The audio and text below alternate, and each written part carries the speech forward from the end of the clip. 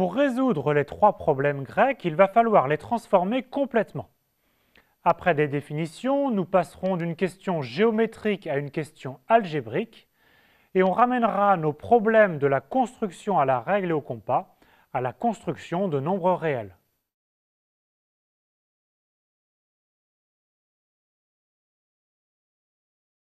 On définit des ensembles de points CI dans le plan euclidien identifiés à R2. Ces ensembles CI sont définis par récurrence. On se donne au départ seulement deux points. C0 est formé de O et I, où O est l'origine de coordonnées 0, 0 et I est le point de coordonnées 1, 0. Fixons I un entier et supposons qu'un certain nombre de points CI soient déjà construits. Alors on définit CI plus 1 par récurrence, comme l'ensemble des points élémentairement constructibles à partir de CI. Cela signifie que P appartient à CI plus 1 si et seulement si l'une des conditions est vérifiée. Tout d'abord, P peut déjà être un point de CI. Voici les nouveaux points qui apparaissent. 1. P est l'intersection de deux droites AB et A'B', avec A, B, A'B' dans l'ensemble initial CI. Ou bien 2. P est l'intersection d'une droite AB avec encore une fois A et B des points de CI, et d'un cercle centré en A' et passant par B', où A' et B' sont aussi des points de CI. Ou bien 3, P est l'intersection de deux cercles, avec encore une fois les centres dans CI, et passant chacun par des points de CI.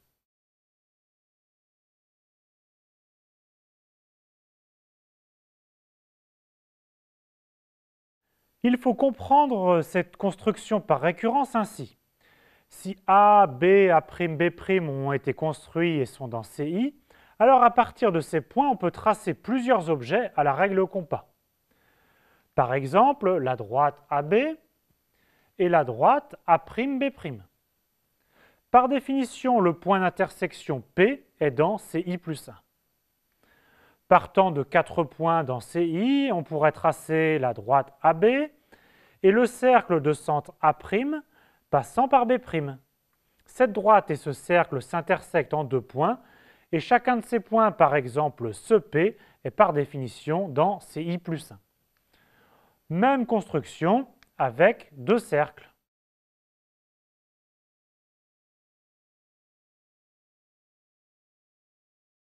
Voici les premières étapes de nos ensembles de points CI. Je pars de C0 qui est constitué seulement de deux points, l'origine et le point 1, 0.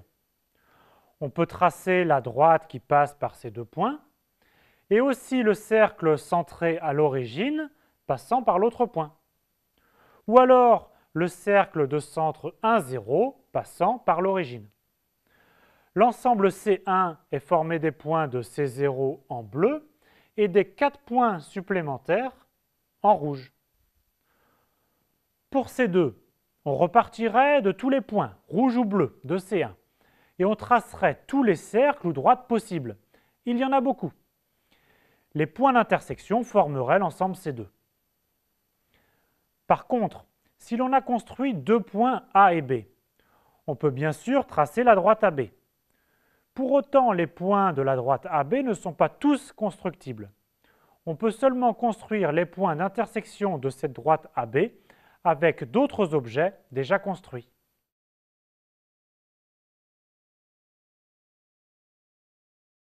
L'union des CI s'appelle l'ensemble des points constructibles et on le note C. C'est une union infinie, ce qui signifie simplement que P appartient à C si et seulement si il existe un indice I tel que P appartienne à CI. C indice R est l'ensemble des abscisses des points constructibles. C'est donc un sous-ensemble de R, que l'on appelle les nombres réels constructibles. Par exemple, si ce point est un point constructible, alors son abscisse est un nombre réel constructible. Notez que son ordonnée est aussi un réel constructible. On peut tracer l'horizontale passant par ce point, elle recoupe l'axe des ordonnées en 0, y. On trace ensuite le cercle centré à l'origine passant par ce point, et ce cercle recoupe l'axe des abscisses en un point y0, qui est bien un point constructible puisque l'on vient de le construire. Donc y est un nombre réel constructible. En fait, déterminer les points constructibles du plan C ou déterminer les nombres constructibles CR sont deux problèmes équivalents. En effet, réciproquement, si on part de deux nombres réels constructibles x et y de R, alors on inverse la construction que l'on vient de faire et il est facile de construire le point xy.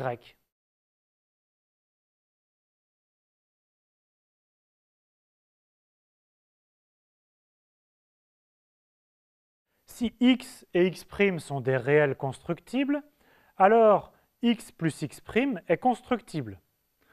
Moins x est constructible, x fois x' est aussi constructible.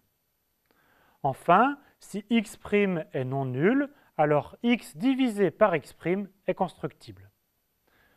Comme application, nous allons montrer que n est inclus dans CR, puis que z est inclus dans CR, et enfin que q est inclus dans CR.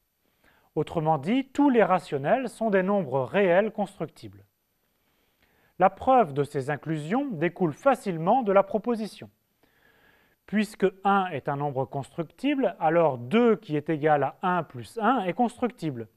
Mais alors 3 qui est 2 plus 1 est constructible, et par récurrence, tout entier n positif est un élément de CR.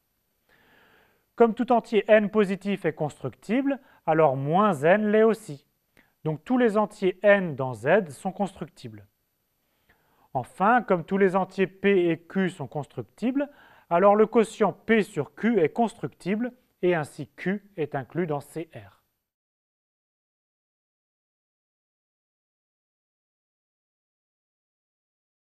Passons à la preuve.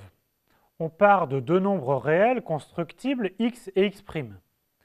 La construction pour le réel x plus x' est facile en utilisant le report du compas. On reporte la longueur x' à partir de x. Une autre méthode est de construire d'abord le milieu x plus x' sur 2, puis le symétrique de 0 par rapport à ce milieu, c'est x plus x'.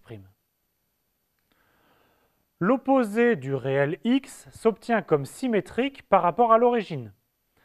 Tracez la droite passant par 0 et x, tracez le cercle de centre 0 passant par x, ce cercle recoupe la droite en moins x.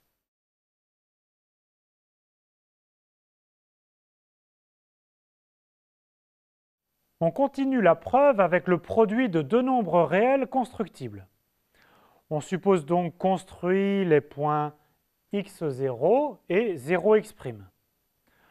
On trace la droite D bleue passant par 0,1 et x0. On construit ensuite à la règle et au compas la droite rouge D' parallèle à la droite bleue et passant par 0x'. Le théorème de Thalès prouve que cette dernière droite recoupe l'axe des abscisses en xx', 0. Pour le quotient, la méthode est similaire, on part de x et x' et on construit le quotient x sur x'.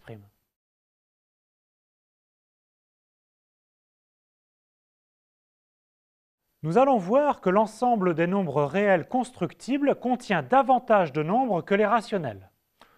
Proposition, si x est un nombre constructible positif, alors racine de x est aussi un nombre constructible. Remarque, la réciproque est vraie, car si x' est un nombre constructible, alors x' au carré est constructible. Passons à la preuve. On a placé sur l'axe des abscisses les nombres constructibles 0, moins 1 et x, qui est constructible par hypothèse. Traçons le cercle dont le diamètre est moins 1x. Cela revient à construire le centre du cercle x moins 1 sur 2. Ce cercle recoupe l'axe des ordonnées en un point y positif. et nous allons montrer que y est égal à racine de x. On reprend la figure ici et on applique le théorème de Pythagore dans 3 triangles rectangles pour obtenir a carré plus b carré est égal à 1 plus x au carré. Puis 1 plus y au carré est égal à a carré. Et enfin, x carré plus y carré est égal à b carré. On réunit tout cela pour obtenir d'une part que a carré plus b carré est égal à 1 plus x au carré, c'est-à-dire 1 plus x carré plus 2x, et d'autre part a carré plus b carré est égal à 1 plus x carré plus 2y au carré.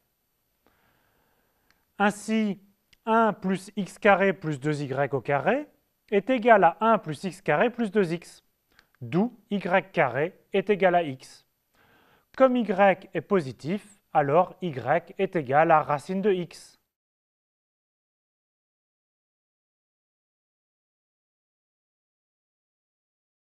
Avec le langage des nombres constructibles, les problèmes historiques s'énoncent ainsi. Tout d'abord, le problème de la duplication du cube devient: est-ce que le réel racine cubique de 2 est un nombre constructible? Pour la quadrature du cercle, est-ce que le réel pi est un nombre constructible? Enfin, pour la trisection des angles, étant donné un réel constructible cosinus θ, est-ce que le réel cosinus θ sur 3 est aussi constructible? Si vous n'êtes pas convaincu de l'équivalence des problèmes, voici la justification. Si on a un cube de côté A, alors son volume est A au cube. Et il faut construire un cube de volume 2A au cube. Ce qui revient à construire un segment de longueur A fois racine cubique de 2, à partir d'un segment de longueur A. Ce qui équivaut à savoir si racine cubique de 2 est un réel constructible ou pas. Si on a un cercle de rayon R, donc d'air pi fois R au carré, alors je vous rappelle que pi est constructible si et seulement si racine de pi est constructible. Et construire un segment de longueur racine de pi fois R correspond à un carré d'air pi R carré, donc de même aire que le cercle initial. Nous aurions construit un carré de la même aire que le cercle, on aurait résolu la quadrature du cercle.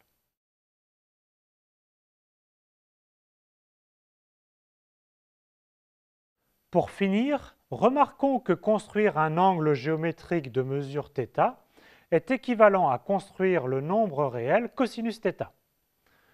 Partons d'un angle géométrique θ, c'est-à-dire partons d'un réel cosinus θ constructible. Construire cosinus θ sur 3 est équivalent à construire un angle géométrique de mesure θ sur 3. Si on savait faire cela, on aurait résolu la trisection des angles.